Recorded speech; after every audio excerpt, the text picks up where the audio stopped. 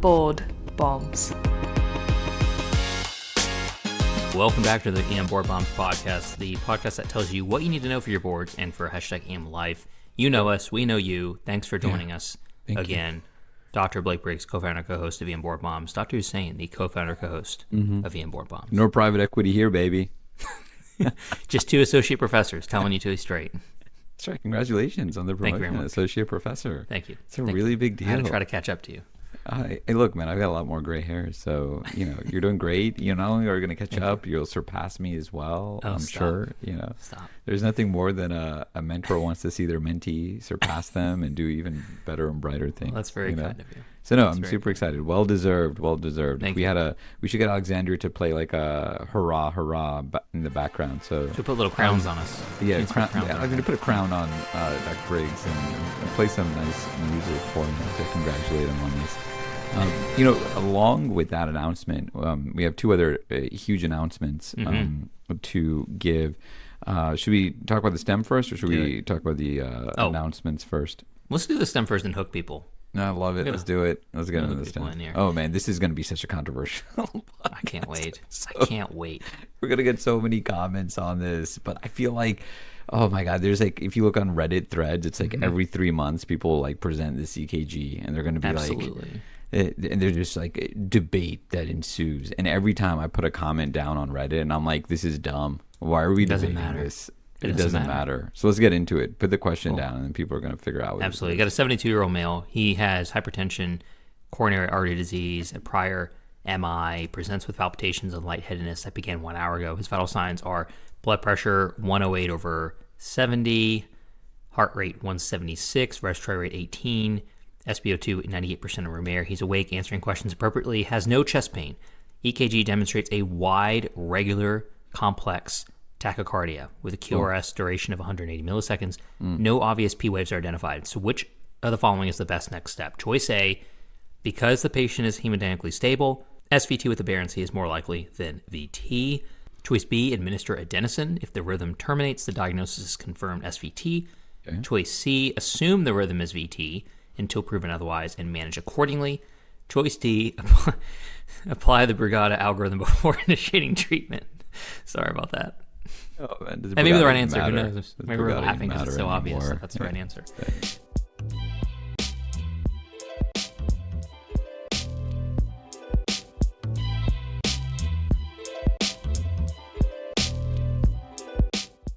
Hey, what's the correct answer here? Oh my gosh, it's C, please. Okay, assume the rhythm is ventricular tachycardia until proven otherwise and manage accordingly. This is one of those, how many times do you get like a colleague or someone and they're just like, oh, is this, SVT with aberrancy or VTAC? And then people are just sitting there and this debate was happening. I remember one time and I just like walked by and I yelled out, it's VTAC. It's so funny. I don't understand why this keeps coming up. And this happened literally to me about 2 months ago where literally a cardiologist even came downstairs and said, I think it's SVT. And I just looked at him. I was like, yeah, I'm just going to shock him. What do you want me to do? Yeah, exactly. This is, especially when you have like the unstable patient and people are like perseverating about things. It's like, come on, man. I mean, this is... wide complex rhythm, just treat it as such. It's a VTAC until, like, in my books, proven otherwise. Hey, let's get into it, though. Hey, before we get into it. Oh, my gosh, that's right. We have huge announcements. A huge announcement. Go ahead and tell them.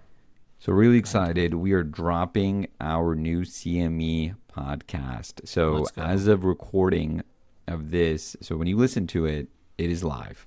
So you can go to our website, EM Board Bombs, click on EM Board Bombs. You're going to see it plastered everywhere there. You'll see it in the question bank area. It's a really unique experience that we're giving. The feedback that we got is folks are kind of tired of this whole 5 hours a week of like EM content, or even like 2-3 hours a week of EM content.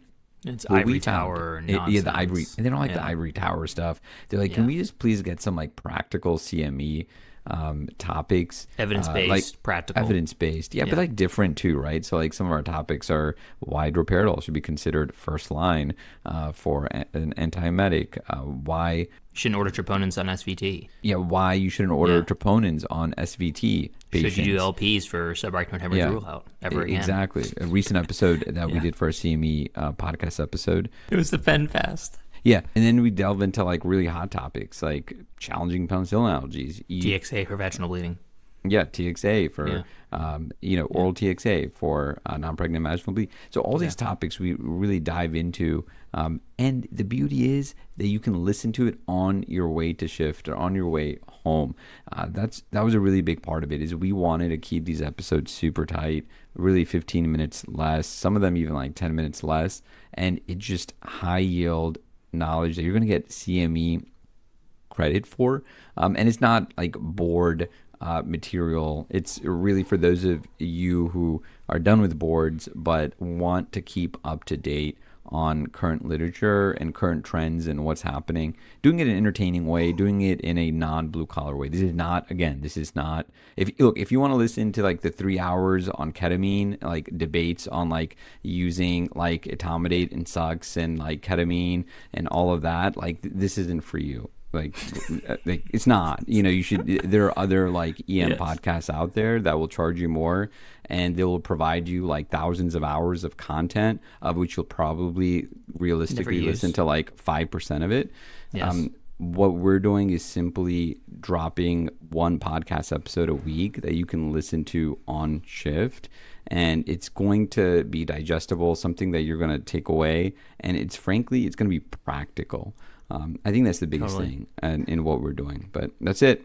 It would be like sitting down to have a coffee when you listen to this episode of you and me just chatting about proper management of these patients, a little bit of sprinkled experience, a little bit of that evidence-based guidelines, classic Ian Warbaum's format. So you get Ultfot and I covering these topics, and we won't shy away from controversial topics too. We want to make it clear that sometimes there might be a minority answer to something that could be a kernel of truth. But overall, we'll tell it to you straight, and we'll give you an answer of what we personally do as well. So we find it really interesting, and it is CME, which you need. And like I said, it's not overwhelming. So many podcast subscriptions out there require so much more money, so much more time, and we're giving you what you need. Check out the link, ianborbaums.com, the usual spot. Our question bank is located there along with the CME podcast. So, hey, let's delve into this. Why is this such a big problem? It's one of the highest yield concepts, I think, in EM in interpreting EKGs is that, let's just say it for those louder in the back here. For the people in the back. People in the back. People aren't listening. People in the back who say for the cardiologist, most regular monomorphic wide complex tachycardias are VT. Hey, say it again. Most regular monomorphic wide complex tachycardias are ventricular tachycardia. Period. Approximately 70 to 80% of adult regular wide complex tachycardias are VT. That is insane. That is the vast majority of patients. That means before you even examine the EKG, before you calculate an access, if you still do that. I know, right? Med students still do it. I had one the other day. Before you remember whether Brugada, bless them, step 2 becomes before step 3, whatever, your patient is already deep into VTAC. So think about the probability here. And okay, why does this debate matter? Why did this come up? The reason is that we care about making the right diagnosis. And if we made the wrong diagnosis here, the consequences are extremely dire. Like if you say something is SVT instead of VT, you're going to get the inappropriate therapy, and patients can deteriorate rapidly. On the other hand, if you approach an undifferentiated wide complex tachycardia as VT, that is the hands-on early ramp-up strategy, and it's a safer strategy. Correct. And that's why you should have a healthy bias to always assuming it is VT. So stable does not mean SVT. Just because they have a normal blood pressure never means that, hey, they look great, it has to be an SVT. Right? They look too good to have VT. Oh, come people on. say. I've taken care of a farmer once who was just like in VT, and it was farmer, and exactly. Just even like giving him treatment and getting him to stay in the hospital and like put an IV in him. He was like, "I'm fine. I'm just not feeling that good." Like, he was just like in florid VT. Has to go to cabbage the next day. Yeah, it's classic. Yeah, I'm sure they've hokum too. Patients with sustained monomorphic VT can remain remarkably stable. Some are texting on their phones, some are talking, some say they just have a weird twitch sensation to their chest and they're in VT. Some have been walking around with VT for hours, like that farmer. He probably plowed about 200 acres before he came in. Exactly. He probably did it when he left the hospital the day later. Right. So hemodynamic stability reflects how well the patient is tolerating the rhythm. And it's not about where the rhythm comes from, not just because they look great, it has to be SVT. So never let a normal blood pressure tell you that it can't be VT. Okay, what about the history could help you? The only thing that's going to help you with the history here is really just in general about any cardiac risk factors. But there really isn't anything that could stand out. Just because you're 25 years old, you could still have VT. And so again, wide complex tachycardia, assume it's VT. There are dozens of published algorithms. Brigada, Varecki, Wellens, Kinwall. I haven't even heard of half of these. I'm reading off a list right now because I don't even know. I don't even know what this is. Yeah. You're losing me. You're losing me, Briggs. You're losing me. Sounds like an Italian restaurant. They all have strengths. They all have limitations. Sure. None of them are perfect. Yeah. But instead of memorizing this or looking it up, just understand that if you see wide complex rhythm, you should assume it is VT, especially if you see AV dissociation, capture beats. There are some special features you'll see in EKG, but in general, the easiest answer is if you see wide complex tachycardia, assume it's VT. What about adenosine? Can you get into that? Yeah, this is, you oftentimes will be like, oh, well, like if we give adenosine, maybe we'll see what it really is. That's like, it's almost like, it's one of those like, choose your own adventure stories, right? Where it's just like, all right, let's choose our adventure with adenosine and see what happens. Look, you give adenosine, the rhythm terminates, everyone celebrates. Oh, it's SVT, great. Not necessarily. Certain ventricular tachycardias, especially right ventricular outflow tract ventricular tachycardia, they are actually adenosine sensitive. So your conversion with adenosine does not prove somehow that that rhythm was SVT. Again, think of adenosine as like a treatment. It should not be like this diagnosing, troubleshooting thing that you're doing to figure out what the underlying or the main rhythm is. Right. What's interesting, side project here, we already mentioned it on our CME podcast. We even talk about why we don't really use adenosine anymore in general. So that was a fun topic where we talk about why not adenosine for SVT. Exactly. And using another agent for it. Exactly. You'll have to listen to find out. So what should we do here? Let's simplify the management. If you have an unstable patient, they're hypotensive and or altered and or just in shock, it's pretty straightforward. Yeah. If they're wide complex rhythm, you're just going to shock them. I mean, that's what's going to happen. You're never going to ask. You're going to shock first, ask questions later, as I like to say. Yeah. And if they're stable, meaning that they are alert and oriented, normal blood pressure, you do have time to think. But still, VT is your leading diagnosis, and you're going to probably think about giving procainamide to these patients. You're going to first check electrolytes, make sure it's not an obvious case of, potassium issues or magnesium or something that's so easy to address. Right. But if it's straightforward VT, all the electrolytes are normal, you're going to think about procainamide, supported by the Procainamo trial, generally preferred over amiodarone. And if the patient deteriorates or if it doesn't work to convert them within 30 minutes of procainamide, you are synchronizing, you are cardioverting, you're not waiting for a consult.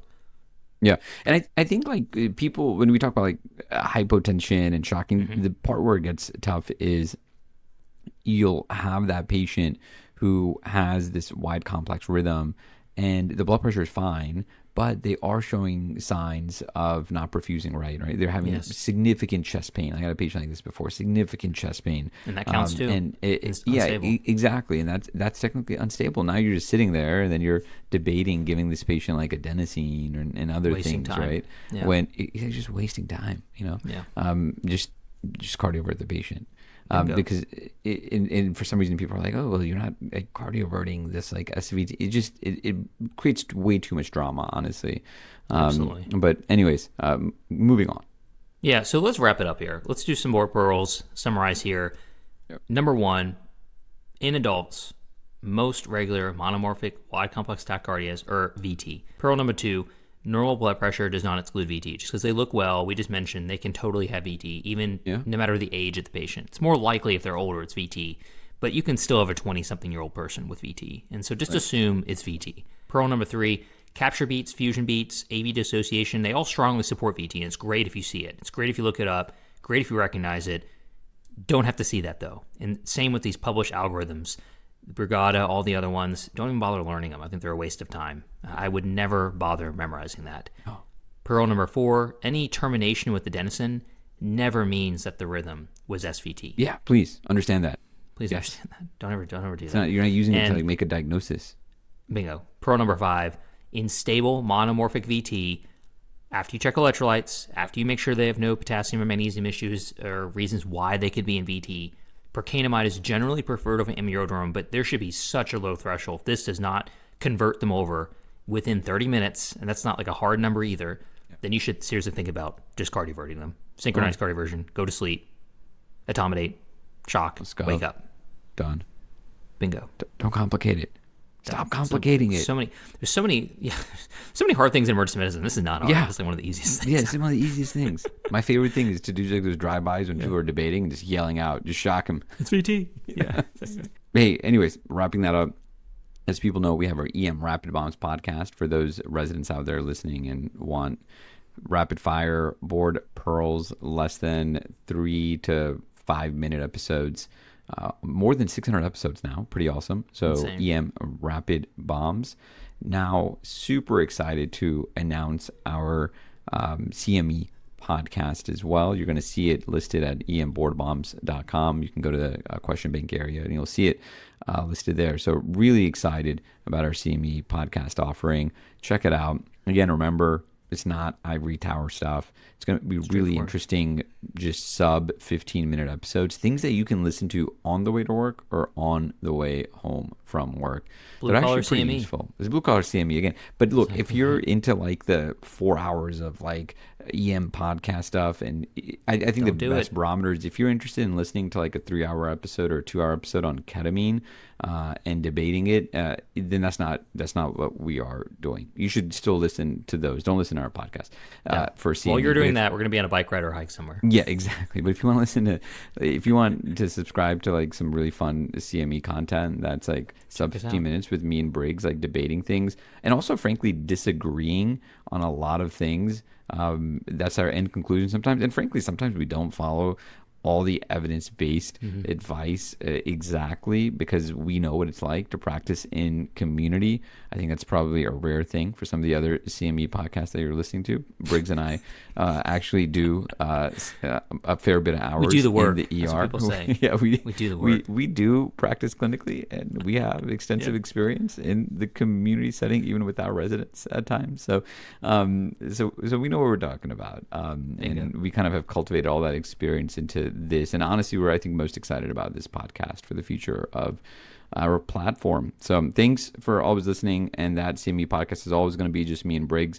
The cadence of our regular podcast might still going to be there. We're still going to have free content, but we might not have that same exact cadence. It is going to be parts of it are going to be replaced by the CME podcast. So if you want kind of weekly me and Briggs on a weekly cadence, that's going to be where you can find us. Is going to be the CME podcast.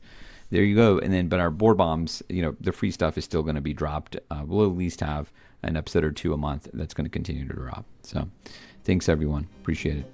Catch you next time. Bye.